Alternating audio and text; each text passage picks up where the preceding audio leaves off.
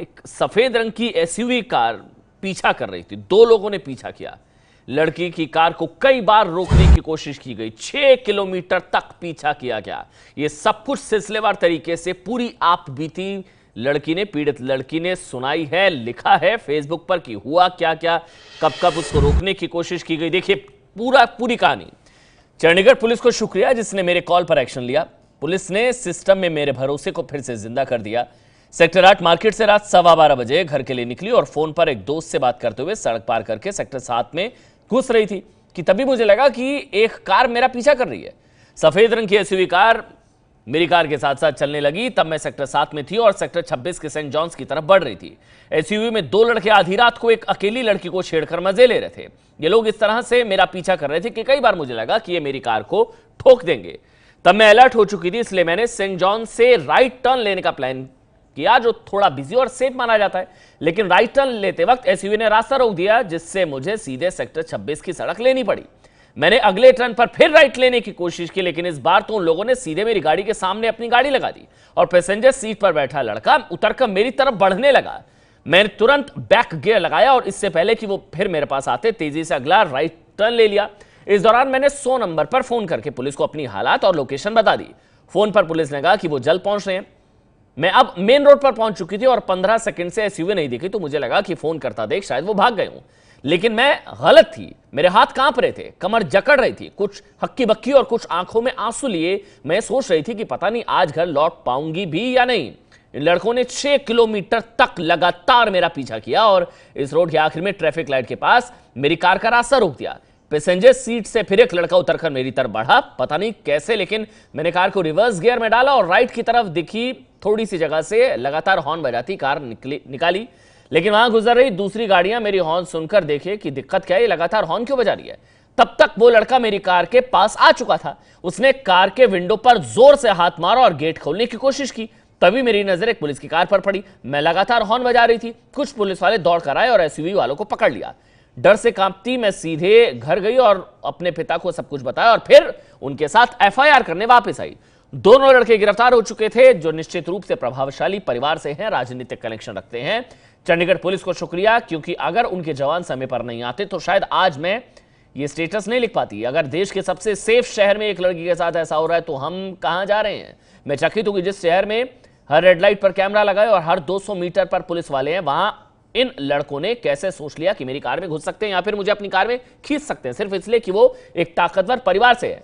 ऐसा लगता है कि मैं एक आम आदमी की बेटी ना होने की वजह से खुशकिस्मत हूं, नहीं तो इन वीआईपी लोगों के खिलाफ खड़ा होने की उनके पास क्या ताकत होती। मैं इसलिए भी खुशकिस्मत हूं क्योंकि मैं रेप के बाद किसी नाले में मरी नहीं पड़ी हूं। अगर ये चंडीगढ़ में हो सकता है तो कहीं भी हो सकता है। लेडीज अपनी सुरक्षा के लिए खुद सतर्क रहें।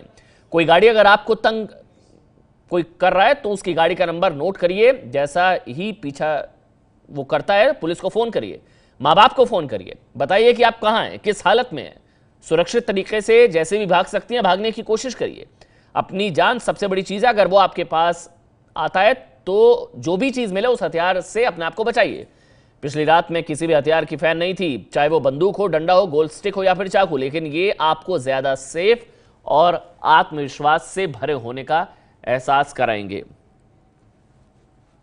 ये वो आप बीती है जो लड़की ने खुद लिखी है कि उनके साथ क्या क्या हुआ। 6 किलोमीटर तक पीछा किया गया। लड़कों ने कई बार गाड़ी के सामने आए, अंदर तक घुसने की कोशिश की, लड़की को बाहर खींचने की कोशिश की। ये सब कुछ फेसबुक पर लिखा। खुद वो लड़की क्या बता रही है, आप बीती उस लड़की की खुद सुनिए आप। तो 12:30 बजे चंडीगढ़ 8 सेक्टर से घर की तरफ आ रही थी अपनी गाड़ी में अकेली। तो जब मैं 7 सेक्टर में घुसी तो एक गाड़ी ने मेरा पीछा करना शुरू किया। फिर उन्होंने अपनी गाड़ी मेरे साथ लगा ली। फिर बार बार वो मेरी गाड़ी के पास आते थे, मेरी गाड़ी रोकने की, मुझे डराने की कोशिश करते थे। मैं चलती रही। 26 सेक्टर में मैं मुड़ने लगी तो उन्होंने अपनी गाड़ी आगे लगा के मेरी गाड़ी ब्लॉक कर दी और इतने में जो ड्राइवर के साथ बैठा था वो गाड़ी से उतर के मेरी गाड़ी की तरफ चलने लगा। इस टाइम पे मैंने रिवर्स करके और गाड़ी वहां से भगा ली और मैंने पुलिस को फोन कर दिया। पुलिस ने बहुत ध्यान से मेरी बात सुनी। उन्होंने मुझे पूछा मैं कहाँ जा रही हूँ, गाड़ी का नंबर वगैरह नोट किया और उन्होंने बोला कि आप चलो और आपको रास्ते में हेल्प मिल जाएगी। तो मैं चलती रही और वहां से 7 सेक्टर से लेके और हाउसिंग बोर्ड चौक तक इन लड़कों ने सारे रास्ते मेरे को तंग किया। सारे रास्ते वो बार बार मेरी गाड़ी के पास आते रहे, मुझे डरा के रोकने की कोशिश करते रहे। मैं चलती रही। हाउसिंग बोर्ड चौक पे उन्होंने फिर मेरी गाड़ी रोकी और फिर वहां मेरी गाड़ी का रास्ता ब्लॉक किया। फिर पैसेंजर सीट से लड़का उतर के आया, मेरी गाड़ी की तरफ आ रहा था। इतने में मैंने निकाली और मैंने देखा कि आगे से पुलिस आ रही।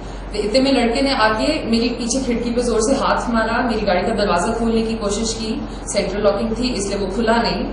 और फिर इतने में पुलिस आ गई तो पुलिस ने आके उनको पकड़ लिया और मैं वहां से चली गई। और फिर मैं बहुत थैंकफुल हूँ चंडीगढ़ पुलिस को। उन्होंने कल बहुत एफिशिएंटली रिस्पॉन्ड किया, बहुत ध्यान से मेरी बात सुनी, जितनी हेल्प चाहिए थी। उनकी वजह से शायद आज मैं सेफ हूँ। अगर वो उस टाइम पे ना पहुंचते तो शायद कुछ बहुत बुरा भी हो सकता था। वो मेरी गाड़ी तक तो पहुंच ही गए थे, तो अगर वो कल ना आए होते तो पता नहीं क्या होता। लेकिन उसके बाद कंप्लेन करने में भी उन्होंने पूरी हेल्प की, मेरी पूरी स्टेटमेंट ली। तो I am very grateful to them. तो आपने सुना पीड़ित लड़की को, जो कह रही है कि पुलिस अगर समय पर ना आती, पुलिस अगर त्वरित कार्रवाई ना करती तो फिर शायद एक बड़ा हादसा हो सकता था इस लड़की के साथ। पुलिस क्या कह रही है इस पूरे मामले को लेकर, सुनिए। रात को तकरीबन 12:30 बजे पुलिस कंट्रोल रूम में हमें इत्तला मिली थी एक लेडी कंप्लेनेंट के द्वारा कि उनकी गाड़ी का पीछा किया जा रहा है। वाइट सफारी गाड़ी है। इमीडिएटली हमारे जो पीसीआर व्हीकल थे और जो लोकल पुलिस स्टेशन के व्हीकल थे 26 के, पुलिस स्टेशन 26, उन्होंने पीछा करके गाड़ी को राउंड अप किया हाउसिंग बोर्ड लाइट पॉइंट के पास। जो अलेज्ड पर्सन थे उनका मेडिकल एग्जामिनेशन कराया गया। मेडिकल एग्जामिनेशन में उनका जो ब्रेथ टेस्ट का उसमें स्मेल ऑफ अल्कोहल थी। लेडी से कंप्लेन लेके हमने इमीडिएटली रात को ही अर्ली मॉर्निंग आवर्स में 354D IPC और 185 मोटर व्हीकल एक्ट के अंडर FIR रजिस्टर की। जो 2 अक्यूज्ड हमने राउंड अप किए थे उनका नाम है विकास बराड़ा और आशीष कुमार, दोनों LLB के स्टूडेंट हैं। एक जो अक्यूज्ड हैं उनके फादर हरियाणा में एक पॉलिटिकल पार्टी के लीडर हैं। आपने सुना पुलिस को। एक जो एक्यूज्ड है, जो आरोपी है, उसके जो पिता हैं वो हरियाणा बीजेपी के बड़े नेता हैं, हरियाणा बीजेपी के अध्यक्ष हैं और हरियाणा में बीजेपी की सरकार है। मुख्यमंत्री मनोहर लाल खट्टर क्या कह रहे हैं इस पूरे मामले को लेकर, सुनिए। देखिए, मुझे संज्ञान में आया है, चंडीगढ़ पुलिस ने एक मामला दर्ज किया है और चंडीगढ़ पुलिस, मैं समझता हूँ, उसमें ठीक से इन्वेस्टिगेशन करेगी। पुलिस और कानून पर हमको पूरा भरोसा है, इसमें कहीं कोई दिक्कत नहीं है। और ये विषय सुभाष बराला का नहीं है, इसलिए किसी इंडिविजुअल विशेष का है, तो जो इंडिविजुअल विशेष का जिसका मामला होगा उसके खिलाफ जो कार्रवाई होगी। हमारे साथ अशोक तंवर, जो कि हरियाणा कांग्रेस के अध्यक्ष हैं, वो इस वक्त जुड़ चुके हैं। अशोक तंवर जी, आपको लगता है जांच निष्पक्ष हो पाएगी? क्योंकि जो आरोपी हैं वो उनके पिता हरियाणा बीजेपी के अध्यक्ष है, ऐसा कहा जा रहा है।